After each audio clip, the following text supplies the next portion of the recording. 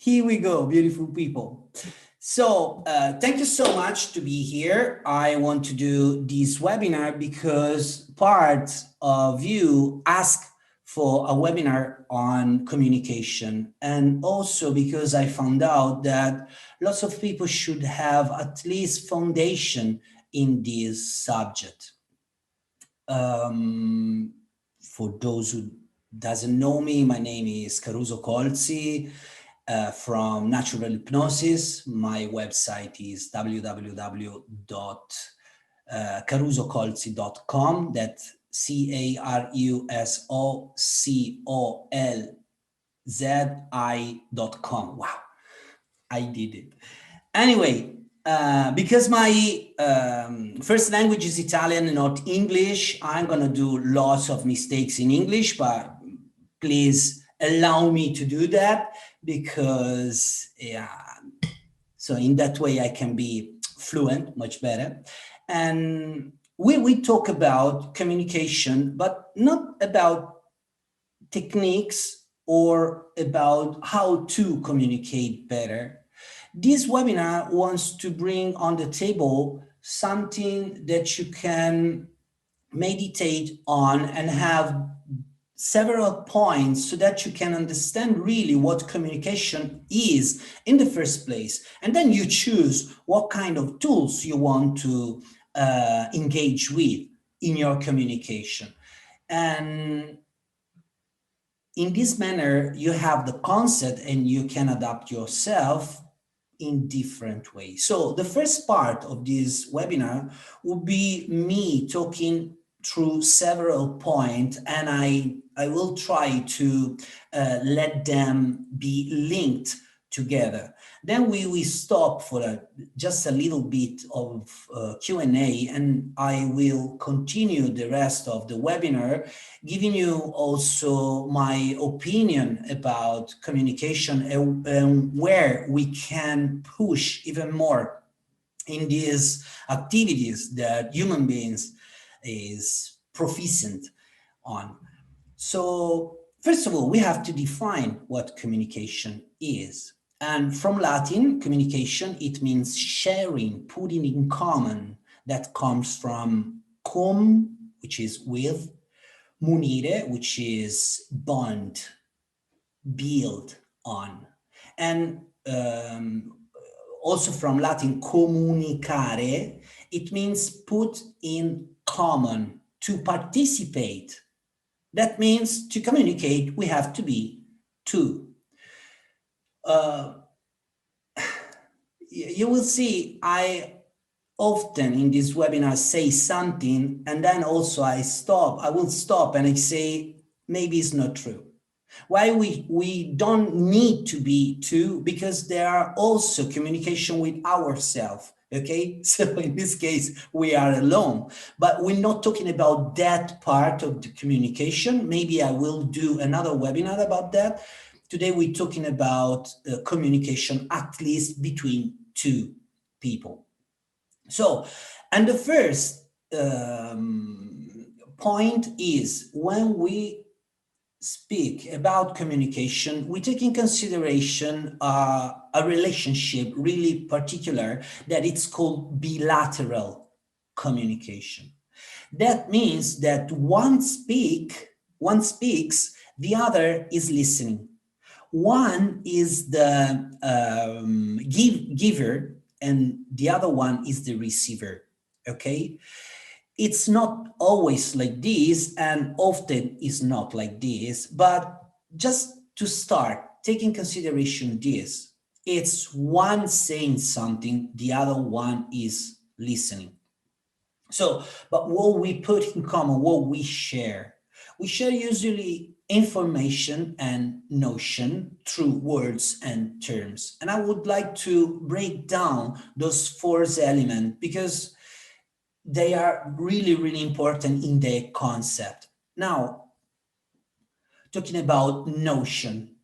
Anytime that you hear in English this sound, no, ocean, action, relaxation, this shun, it comes from azione, action. So the word know notion. It means something like there's no action. There's something that slips in your memory and it stays there. There's no modification of a notion. For example, I say it's 1492 when Columbus discovered America. Okay, so this is an information. It's not transforming itself. It's there. You take it in your memory, and when you want it, you take it out and you use it. This is called notion. What's different in information? Because information is information, is formatting, is transformating itself. So we're talking about concept, we're talking about ideas, beliefs. They have this continuum transformational value.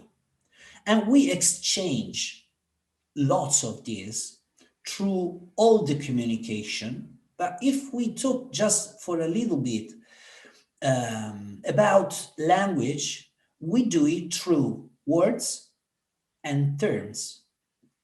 Talking about terms, again, terms comes from the end, terminology. It means it terms there. It's got an end, okay? Why is important taking consideration this? Because our perceptions are limited. So the way we deliver content through our words and terms, it has to be limited. Otherwise, it cannot be understood. It has to reflect what we perceive. And I will give you an example in a few seconds. Words are something that combined together form a code. So what's the example? Basically, we perceive the word, the existence, every second, every instant. It's a flow. We perceive. So there's Jack and Bill. Okay? Hi, Jack. Hi, Bill. Yeah?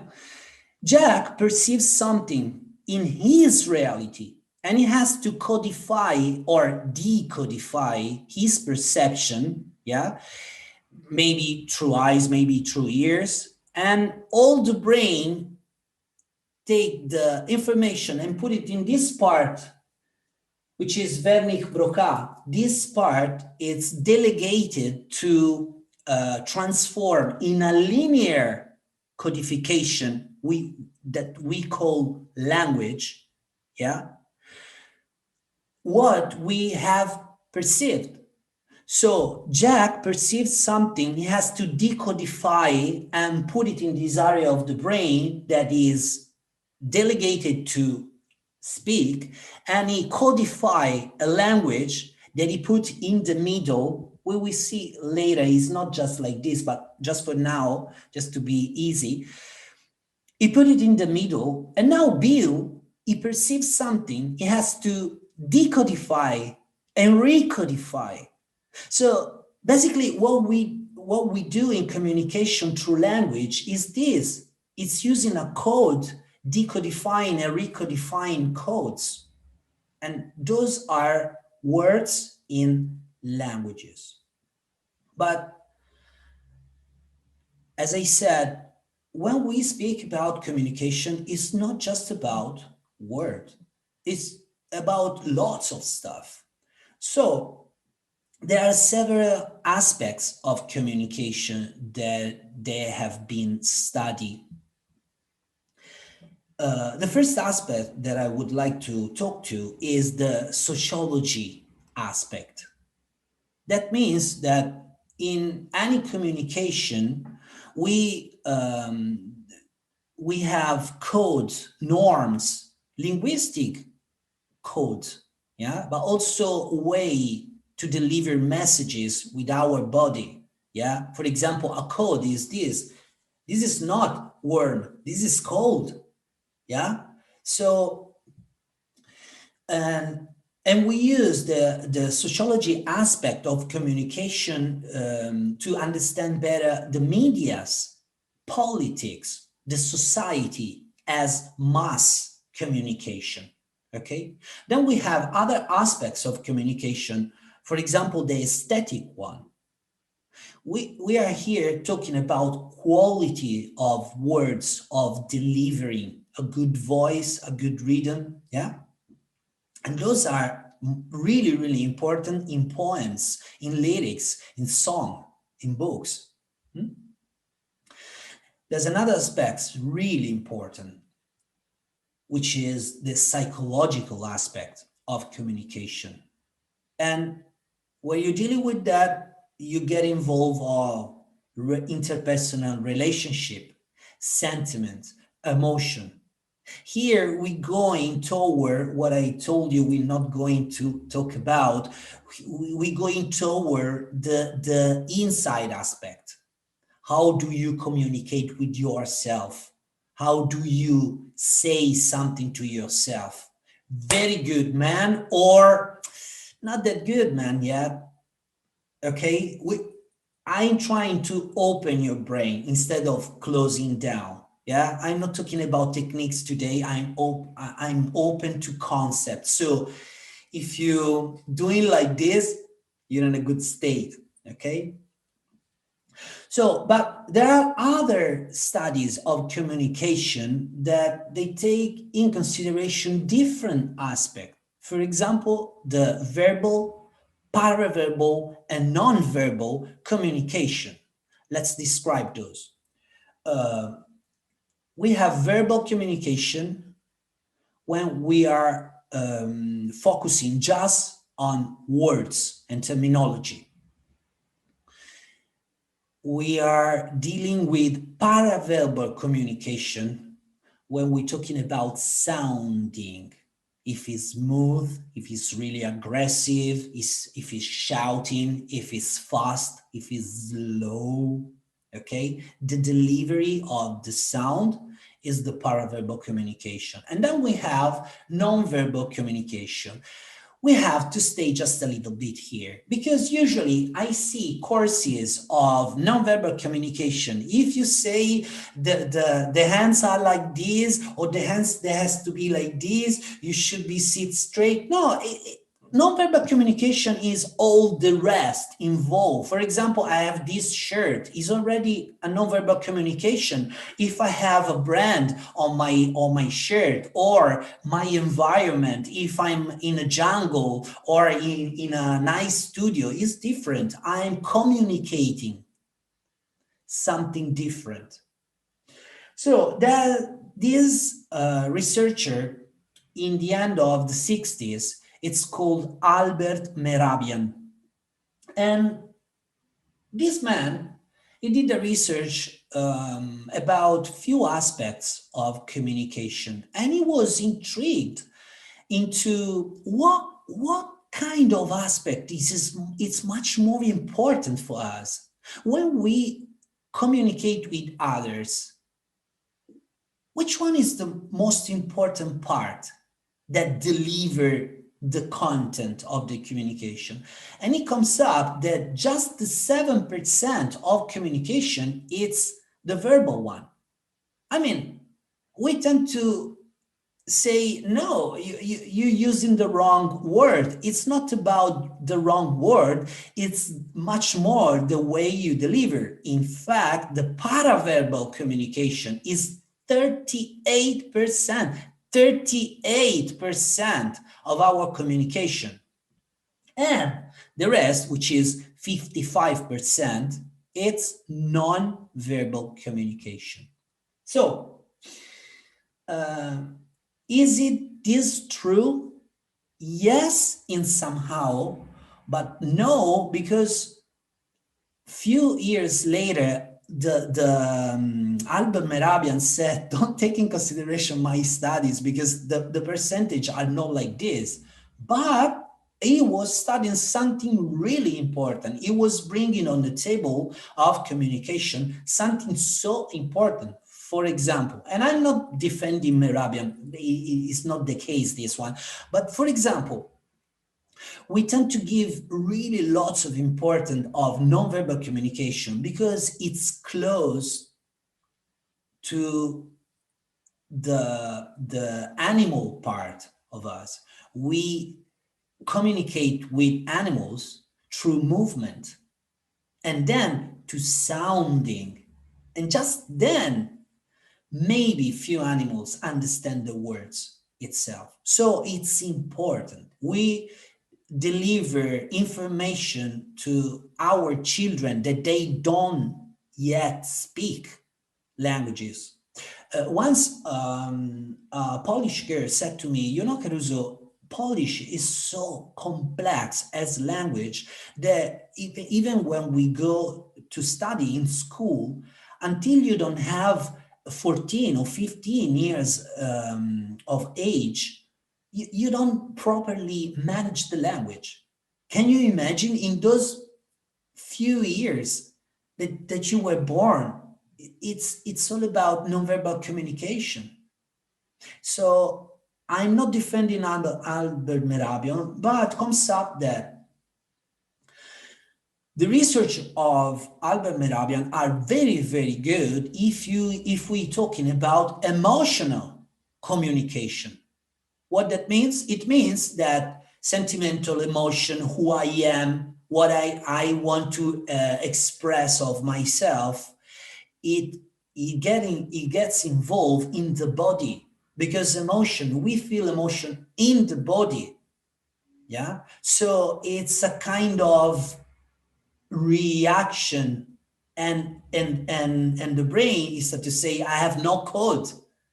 If and also look at me. If I say I had a little sandwich yesterday, it tends to be ridiculous because we know little is like this, it's not like this.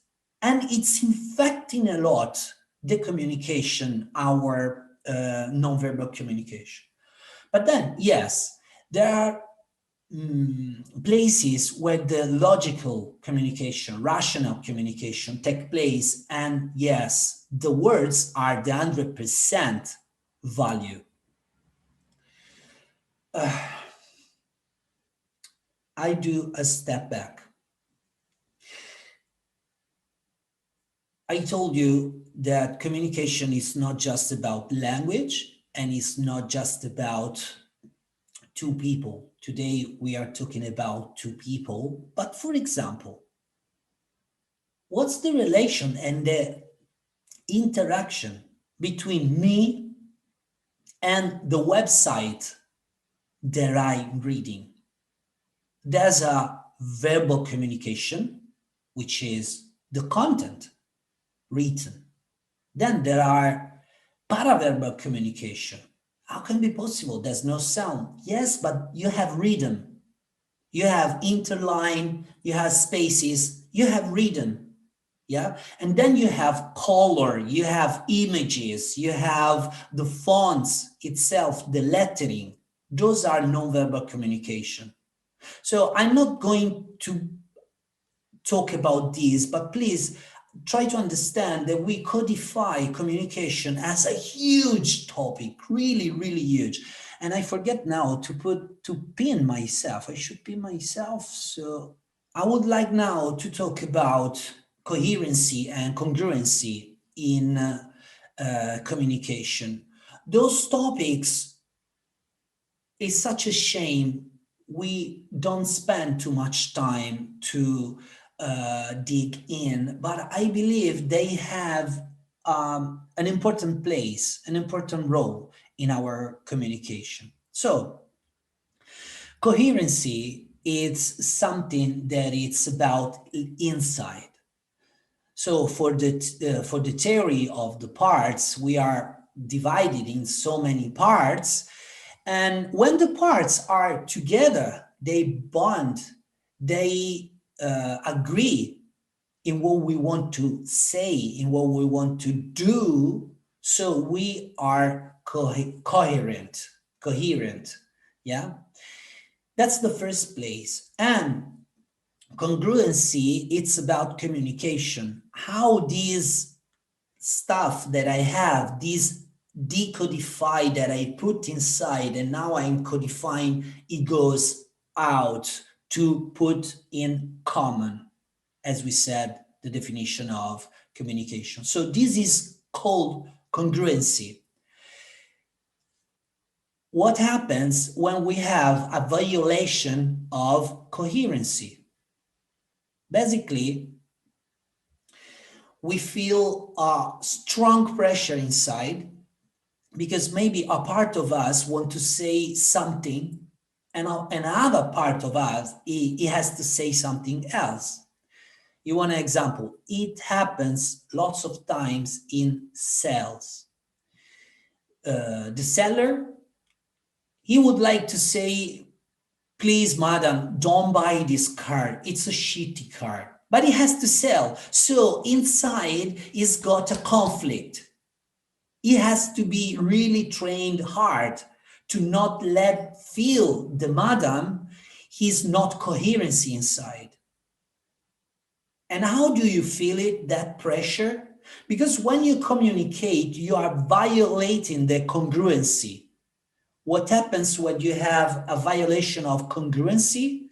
People that is listening to you, it doesn't trust you anymore. Because they get confused, there's something they don't understand, that too many things going on. It seems like he's smiling, but I don't understand if he's smiling because he wants to sell me something or because he's saying something, today I'm gonna have much money. So this kind of not congruency in the configuration of communication, it tends to break the trust. So we will see the advice in the end, but just to be clear, coherency, it's about the what. What are you delivering? What's your content? If you consider your what do I want to communicate, you working on your coherency. If you working on the congruency, you dealing with the how I deliver this message that I believe in. So I'll stop here because we're gonna find again in this webinar those topics. But just to be sure that we are on the same page, we described communication in an activity that it has to share and put in common something. What we put in common information with terminology and words and notion. And there are several aspects of society and sociological part, aesthetic part, and psychological part. We dived into verbal, paraverbal, and non-verbal communication, and we discovered that Albert Mehrabian was right in a sense, but he's not always right. In fact, he's really criticized a lot in few books about communication, because lots of people think that communication is just wording, is just language. But now you know it's not. It's a huge topic, and it's impossible to finish in one webinar. So we talked about coherency and congruency. I step forward and I want to talk about the famous 5 axioms. I hope I pronounce it good. Axioms of communication. So why they are important? Because those 5 axioms, we can find them every time in our communication, and we can dive in more and more. They come from a famous book, and I strongly recommend you to read it if you want. It's called Pragmatic of Human Communication. I have here my Italian version, but you see that Václavic and Jackson. It comes from the school of Palo Alto in California. It's been written between the 60s and the 70s, where the linguistics, they were really doing a great job for us. And for us, I mean, I'm a hypnotist, I'm a hypnotherapist, so I'm dealing every day with communication. And the language that they use and that they codify, this book, it's helping us a lot. In this book, you find the roots and the basement and the foundation of how to change people just with language. Okay, so I'm talking about great stuff. Anyway, the first axiom of communication, it's really famous, and he says like this: it's impossible not communicate. And the author of books are Paul Watzlawick. Oh, you can read it?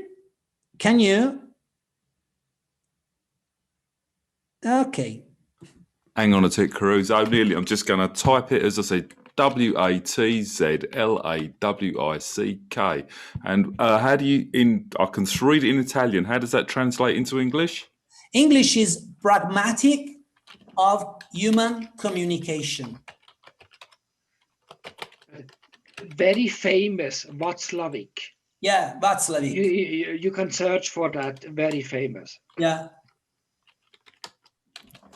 And another one, Ollie, if you are interested, I'm reading it again. It's called Reality of Reality, also from Watzlawick. And Reality of Reality, it's a trip, man. This guy, he was codifying the language of dolphin, of monkeys, those guys did something really magical. Okay, I will look for it. I come from a different theoretical perspective, very much from Skinner. So I will read that. Yeah. But you see, there are lots in common. Okay, because in those days, Gregory Bateson, Robert Dills, John Grinder, Richard Bandler, Watzlawick itself, there were tons of people dealing in between psychology and languages, and how we codify and communicate to ourselves and to other people. And for example, you can find example of how our parents can screw the life of a son. Did I say screw is a bad word? I will click it. Oh, it's okay. Okay. It can really damage the life of a son, just saying something that put the son in a dissonant cognitive situation. And lots of stuff that it's called double bind or binded are written in those books. And we will share in common after the webinar. Please only tell me stuff, because I'm really curious about what you think about it. But talking about the axioms of communication, we cannot not communicate. It means that all the behavior, everything that we do, it is itself communication. So this is an axiom. The second one usually is the difficult one, but I will explain to you. I read it because it's well written in English. So every communication has a content and relationship aspect. There's a part of subject of discussion and a part of that's how I feel. And this last part is a meta communication that regulates the interaction between the sender and the receiver. Okay, so what he's saying is saying that in any communication, we get involved in the relationship that we have between the content that we're delivering. For example, for me, it's really fascinating, the communication, and you can hear it through the sound of my voice, the emphasis that I'm putting, okay? And this relationship that I have with the topic that I'm dealing with, it's a meta communication. Meta, it means over, yeah? Meta communication that regulates all the communication. And it's important, this aspect, because you remember we were talking about emotional communication and rational communication. I told you everything that I say to you, it's a promise, okay? I try to link everything that I said before. And now I'm linking in before. We were talking about emotional communication and we said, no, listen, in logical or rational communication, the 100% of value of communication, it's words. And now you dive in this axiom that say, man, anytime that you communicate something, there's a part of relationship that binds you and it becomes the way that people understand better. So this is in every communication.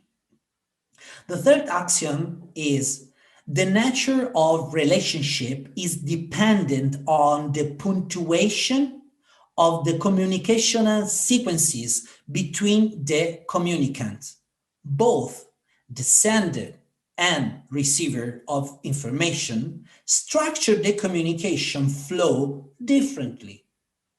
Wow, those are words, yeah? But listen, we are talking about cause and effect.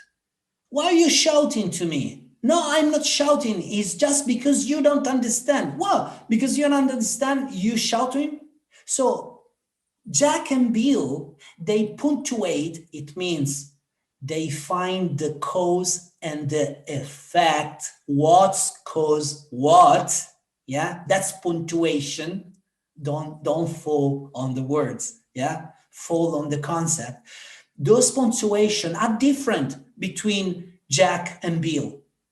And also, if you are a third person and you get inside of a room and you say Bill is doing like this and Jack is shouting, you say Bill is doing like this because Jack is shouting. But maybe 5 minutes before, if you get inside, your punctuation is different. Because maybe Bill said to Jack, you're a fucking bitch, and blah, blah, blah. Okay, so that's why Jack is shouting. So this kind of punctuation is important because when you're dealing with a communication with someone that is important on you, for you, understand what's caused what for the other person, what the cause and what the effect, it's important. And sometimes writing down the sentences can, adjuvate the situation. So we are now the fourth axiom of communication. Human communication involves both digital and analogic modalities. Digital are just the words. Here we're talking about verbal communication. So just to let you remember, when we talking about digital communication, the one that you digit the words, yeah? This is digital communication. The other part is analogic communication.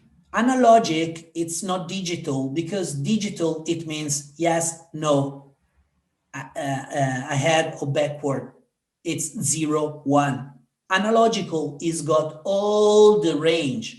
So I can say I eat a big sandwich or a big sandwich or a big sandwich or a big sandwich. It's analogical. Yeah. It's really, I can see lots of people are young, but I believe you remember when we were listening to radio, the old radio, they had the tuning. It was analogical one. Yeah. You have from 0 to 10, but you pass through all the stuff. instead of digital that you have between 1 and 2, you have nothing. You have or 1 or 2, and sometimes it's too loud or it's too low. Yeah. So that's the difference also in our communication. The 5 axiom, it says, interhuman communication procedures are either symmetrical or complementary. They are symmetrical, for example, two moms that they are speaking each other, two parents, two colleagues, yeah? It's complementary when a mom and his son, or a doctor and a patient. I'm doing this just to let you understand that, have you ever seen the Tao symbolism like this? Yeah, they relate complementary, they complement each other. So in the communication in between humans can be complementary or symmetrical. It would be great to have times to understand how a book is complementary or symmetrical on you. The way you write to someone else, a mail, a site, a document, it's symmetrical or complementary to you. Can you imagine now how we can spread all those concepts in just one page? Because I usually, Clara know me, also Joel know me, I usually have 2 pages for my webinars. So I did my first page. And just in one first page, we can understand that communication is taking lots of place in our life. And just with those concepts, I'm going to talk even more for the rest of the webinar. But please, now, if you want, you can unmute yourself. We can have just a little bit of Q&A if you want to ask me something that I can answer. If I don't have the answer, please don't ask me. So can you, yeah, now I can see you. Tell me, Oli, I'm really curious. Yeah, no, I was really curious when you're talking about congruency and coherency, just because of the way this idea of having to make sense. Again, I'm just thinking of it purely in a therapeutic way of how you can using the example of like the salesman trying to sell a rubbish car. But I'm thinking this is, if as a therapist you're trying to sell an idea to, hey, you are not a smoker anymore, and if they think, but I am. So, the idea is not congruent. It's not coherent for them. So it's how to, I'm just thinking aloud. I'm listening to what you're saying and thinking, yeah, how to make an idea congruent and coherent is one of the difficulties that we face, if I've understood you correctly. Yeah, and have you ever read something about, I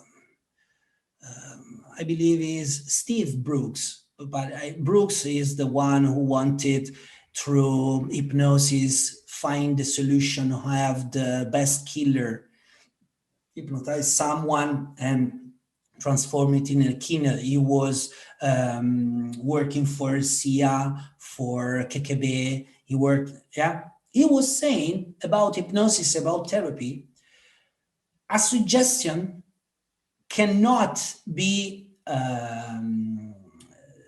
act from the client if the hypnotist doesn't believe 100% of what he said. That one is coherency. So if you really believe that that guy is gonna come out of your studio and is gonna be a non-smoker, it doesn't mean you become a non-smoker, but you have coherency inside, and your communication, it becomes congruent. So he feels the congruency, not the coherency. You feel the coherency inside. So as hypnotherapists, sometimes we have to switch off parts of us, okay? Because I tell you this, I have worked with athletes, and sometimes you have to say to them, you're the best, man. You're gonna do it. Come on, do it. Yeah, but you have, if you're listening to Tim Cummins, I always quote him. Tim Cummins it's a huge guy in this, in motivation, and he's coherent inside. He really believes in you. Yeah. So sometimes as hypnotherapist, I believe this is my reality. Okay. This is not the truth. I have not true. I have just question, no answer. Okay. But I believe sometimes we should switch other parts of us that say, no, but maybe it's not true. Or how do you know? Yeah. Those are good, by the way, for research. Bloody hell, for research, they're very good, but because they tend to push you in some places where you're not comfy. And that's good research. You understand what I'm saying, Oli? So Yeah, and that's exactly it, because that's my background. That is where I've come from. And funny enough, when I listened, and I loved him to bits, I've seen him a few times, but it's always that I doubt the sincerity. I don't know whether that's my internal voice, that's my verbal behaviour on the inside. That's my behaviour that I do. It's a really good example. Yeah. And I believe sometimes it's important to understand how to communicate better, not just for us. Because we tend, and we will see in the rest of the webinar, but we tend to communicate because we have this urge to say something about us, and we vomit stuff. Yeah. But when you are in the place of the hypnotherapist, that's not your role. So understand something about communication puts you in a good place, because you have also the tools to understand better your clients, the needs of your clients. I believe that sometimes it's not bad if your clients sit in the sofa and throw everything. No, you have 15 minutes. Go, man. Finish everything. Go. Sometimes it's therapeutic. I don't believe always. I mean, come on, not always speaking. Yeah, you have to do something. But I believe sometimes he gets his place, and you have to be in tune with people. I believe this coherency as hypnotherapists, we can sense in our clients if they have something that the typical, and somehow I would like to do this, but there's a part of me would rather stay here. So you have a part that and a part that. Now part integration, boom. That one is dealing with coherency. There's a huge topic in communication talking about coherency, and when you speak about philosophy and good oratory, they tend to be really, really careful about those topics. You understand? Because if you don't have other question for me, because this is a huge topic, guys, if you let me speak, I stay months speaking about that. And also I'm Italian, I like to speak, so it's dangerous. Yeah, I go a little bit ahead, and if you want, you can stop it. Okay, so I pin my this one. Yes. So now we're dealing in something much more personal, but also that can help you deliver better content and understand how also people around you are communicating with you. There are several steps that we will do now. So in NLP, in the world of NLP, but also in coaching, also in personal growth in general, but I heard often, at least in Italy, say something like this: a good communicator is responsible of what the listener understands. This sentence it's really fighting against another sentence that says, I used to be a professional musician for more than 15 years, okay? And we tend to say, I arrived until the edge of the stage. From there on, it's about the public. So in another way, I reframe it like this. I'm responsible for the words that I use, but I'm not responsible how you decodify the words. Let's see, because we started in communication, it's about a bilateral relationship. You remember what I tell you? I promised. I want to be sure that I tell you this. I told you it's not always like this. Yeah. So Jack says, I'm responsible about what you understand. Yeah. He believes that is coherent. What's the attitude of Jack now? He's trying to understand what he's understanding. He's trying to deliver better. He puts effort to communicate better. It's not bad. It's good. Yeah. But then see the other way. The other way say, I'm responsible for the words I use, but not responsible on how you react on those words. That's good because you are dealing with your words. You're calibrating your language. You're trying to use the best that you can. Yes, of course, you don't feel the responsibility of what he understood, but we are discovering something else just in a few minutes. See, we are going toward the empathy and sympathy. And in communication, it's important. So, empathy, it means going toward your interlocutor, the person you're talking with. So you're going toward him, even with the emotion. You try to feel the emotion that is given to you. Yeah, this is empathy. And the other way around is sympathy. You attract people on you. Everybody likes to stay with sympathetic people. Yeah, so sympathetic. Because they attract you. Because we are hypnotists and we know something also about NLP, maybe you heard about pacing and leading. Pacing and leading is based on empathy and sympathy. And it has to be in place.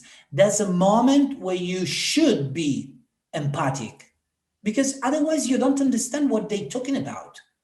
And in another way, you should be sympathetic because they need to understand, they need to have a correction if you are a therapist. Okay? Correction, quote unquote. Excuse me, it's not correcting people because it's a mistake. I don't believe people is wrong. Anyway, so in this case, we hear another sentence that says, the good communicator speaks the language of the listener. That's really good. That means your attitude is, even if you are very a good surgeon, you are a doctor, you need to speak with your patient in the language that he understands. It's not the way around. It's not going to be the patient says, this corpo calloso, this part of my neck and whatever. No, they speak different language, but it has to be the doctor going toward the patient in this case. But if it's like this, you have a huge gap. For example, and it's becoming polemic because I have taught lots of years music and I have been in the industry of school. So please forgive me, but I have to say this. If the teacher, the communicator, speaks every time the language of the class, of the students, they're not gonna understand and they're not gonna grow.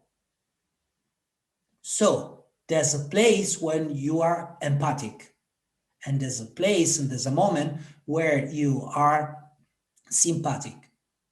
The good communicator knows how to let be understood, but also gives you just a little bit, not you call it nudge it, yeah, when you push, just a little bit nudge it, just to let you grow, let you grow, let you grow. It brings you, yeah, it's important, because communication, it's about also taking care of people, but also carry people somewhere else in concept, in ideas.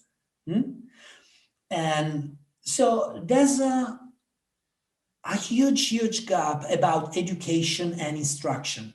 And I always say this: instruction, it means put something in. You instruct a PC, a Mac, a computer, yeah?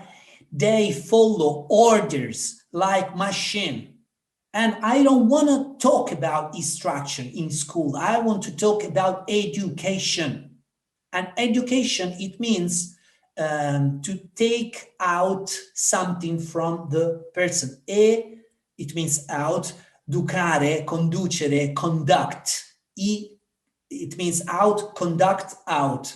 Excuse me, between Italian, Latin, and English, I'm doing mistake. I don't want to get you confused, but education, it means be able to extract the best part of the person that you have in front. That's what I want in school. And to do this, you have to be in tune with the eyes, with the ears. You need to listen to people. You need to listen to your student, to your patient, to your clients, and be empathic. And after that, you need to be the teacher that student wants. That you use another words that they don't know, but they will discover. So you're becoming sympathetic. Yeah. This is a huge shift in communication. And if you just grasp this one out of all the webinar, your communication is gonna grow up a lot. I wrote two sentences: education and instruction. The way people conduct, and then the people are empathic and sympathetic. It's kind of these two phrases versus, listen, do what I say. It's instructional. Do what I say. This is instructional. Yeah. And the other one is, tell me what you got out of listening to me. Tell me what you got out of listening to me, because then I can help you develop more. But we are dealing with that person over there, not this person over here. Because the moment Jack sends something, it's out. Okay?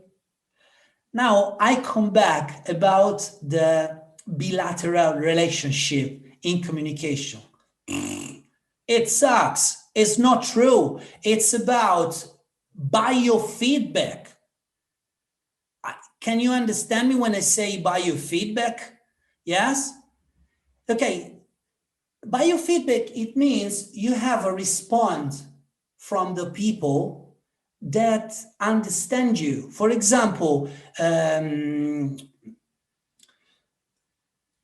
I'm talking with someone, and that someone, because he's following me, is nodding. That nodding is giving me feedback that he's listening to me. But now it's not more Jack throwing a balls to Bill and Bill catching.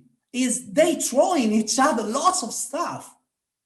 So listen to me careful, please. When we are dealing with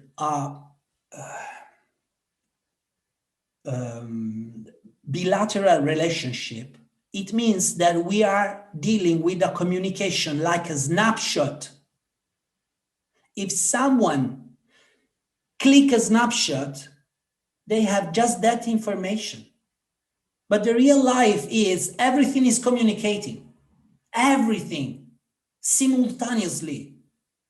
So it's much more complex than complex. In fact, today we're not talking about just communication. because I'm talking about communication, I'm doing already meta communication, but because I'm dealing with this meta communication now, I'm doing meta communication, and it's infinite. Listen, did I tell you that terminology is important because reflect the aspect of limitation of perception? There's no limitation in perception. There's limitation in codify and decodify. To put some place and say, okay, I'm gonna stay here, but here where? If we believe in quantum physics, there's no here, there's no now, there's always everywhere. Okay, so also communication, you can find concept like infinite, yeah, and then I want to proceed. I discovered a research really good that says that just if you say changing, just if you name this word changing, your brain is already changing, because this word is so active in the decodify and codifying situation that you have in your brain that your brain is already changing. Listen, communication is a magical moment in our life, and we should dive more and more. That's why I took this. I want this one. It's a milestone for me because I'm professional conversational hypnotherapist, and I studied in English how to move my language, to move people inside. Still, my English is not that super good, but I had to translate in Italian, and it works, guys. Communication can really make the difference. Through communication, we have tons of people doing propaganda and let us buy the shit stuff. Okay, so can you imagine the power of communication? I go over, please excuse me if I go somewhere, but we are in the same webinar.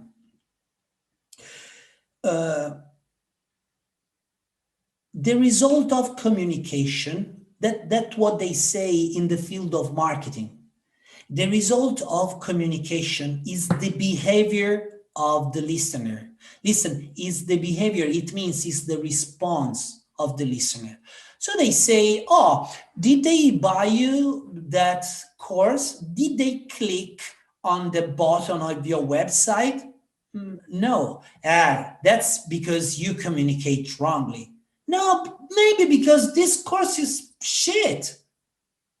So don't believe in that, because it's a huge question. Is it true that you are responsible about the behavior of your listener? How can it be possible? You should accept that the one that is listening to you, it's a zombie. He does whatever he wants. And it's not true, because he's already free to choose what he wants to do. And in this case, he's listening to you. Anytime that you give an advice to someone, he is free to act their advice or not. And in the moment he acts, he is responsible to that, not you. We're not talking about kids, obviously. If they're kids, it's another, we say in Italy, it's another pair of sleeves. You say it's another story, okay? So don't be confused. The result of communication is the behavior of the listener. No, the listener is not dominated by what you say, because listening is an active verb, is not a passive verb. And I completely forget to say, this webinar is the second webinar that I do personal in English. So be kind with my English. It's the second one, but I did another one, and it's talking about listening and complimenting. And please, if you want to integrate this webinar with the other one, you have the passive and the active, you have the communication, and you have the listening. And it's really 2 hours worth it to listening. It's not I'm doing marketing. This is for free, guys. And I'm putting my heart on it, because I believe you can really have something out of that. So I would like to talk to you about just the first axiom of communication, because I told you this is so important. It's impossible not communicate. Is that true? Now I want to violate the first axiom. And I would say that if someone is not willing to listen to you, is not willing to focus attention on you, is not willing to bother in you, is not willing to engage in communication, you cannot communicate with them. And we have tons of proof about that. Why? How many times you see people that they don't understand, they don't want to know, they want to stay in the same place, and you have good advice, I mean, from the bottom of your heart, but no, they don't want to engage in that, they want to stay there. So another time you can sharp your knife of communication, but then it's up to the one who's listening. Okay? So you have to do your part, not the rest of the part. And in this case, I have to say that the business of attention, it speaks to the low part of the body. They tend to point at needs that you have, they so low in the part of your body. And those needs so low, they're gonna repeat themselves. I'm so hungry. Take this sandwich. Okay, now I'm fine. A couple of hours, you're hungry again. I remember someone gave me a sandwich. I go to him. Yeah, we do the same with animals. Don't forget there are people that they know how to treat us as society like animals. And you shouldn't listen to them. That's why it's important violate the first axiom of communication. That's why it's important, because you are active part of a communication. You should say, fuck it, I'm not listening to you. And I said socks. No, I mean, sometimes I swear, but because I'm Italian, let's say like this. Yeah, I'm going toward the end, so I let you give me a few questions if you have it. The strongest way to communicate with people, it's, I believe, storytelling.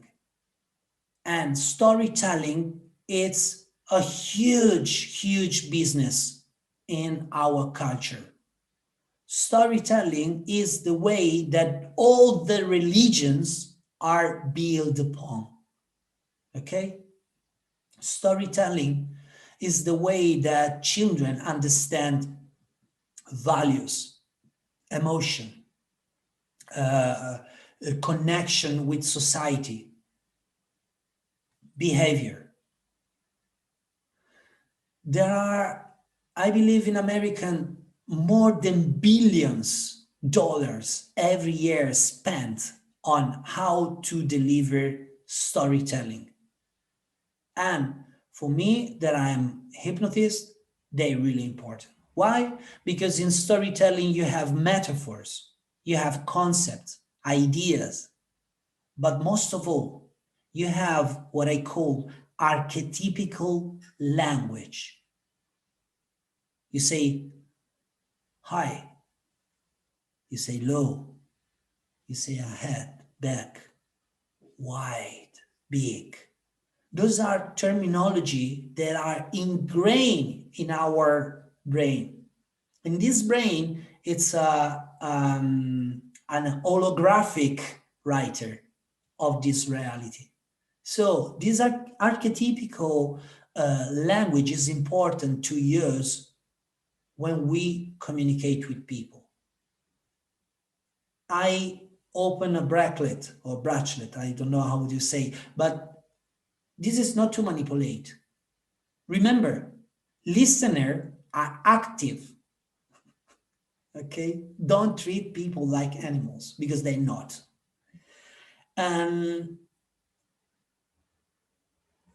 I finish with this.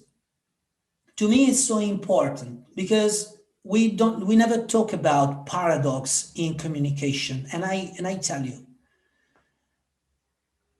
basically, in communication, there is something that is called incommunicability. That means there's the impossibility to communicate each other. Because between Jack that see what's the environment, decodify something, recodify it in a language that is in common with Bill, and then he put it in the middle of the communication, and Billy has to decodify through his brain and recodify between Jack and Bill. There will be always a gap of misunderstanding. And you know what? It has to be there in place, because this urge of communicating who we are and not be understood fully, completely, is the oil, is the petrol, the fuel of our communication. That's why we keep on going, keep on studying, keep on saying stuff, because we feel disconnected. In the moment, there's no gap between Jack and Bill. It's collapsed. The particles and the wave. That's what we say in quantum physics. When the particle and the wave are collapsed, they are one. In that case, it's already all communication. There's no reason to communicate. And I wrote something in this. It lets you understand that we should be much more elastic, much more flexible with communication. I should learn much more adjective, because I need adjective. I want to color my phrases. Yeah, I don't want just a sentence. I want to put inside poems. I want people feel the smell of the breath in the morning. Yeah, the bread in the morning has got something that I cannot describe in English yet. So words that dissolve themselves in semantic and creates subjective perception, emotion, feeling. Different values that fight with different identities, roles, models, in which we associate not symmetric communication that divide customers and seller, teacher and students, patient and therapist, all those above, and the culture, possibilities, time, space, energy we have available, bring to us the necessity to be elastic, flexible, no more way to communicate, languages, dialects, way to say.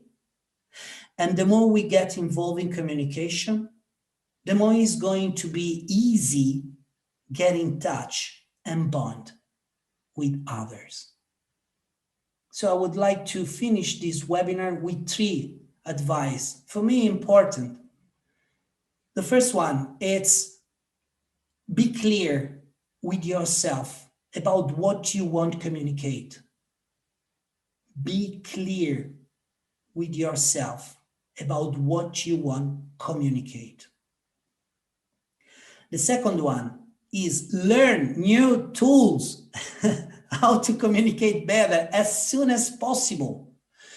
I will run a webinar with Clara about language and how language can structure your brain. Here we have Atina. She speaks four languages. I said 5. 4 languages, and the language can structure yourself, your days. So please study something in communication, new way to communicate better. And third, and you can do it by watching again the previous webinar, learn how to listen.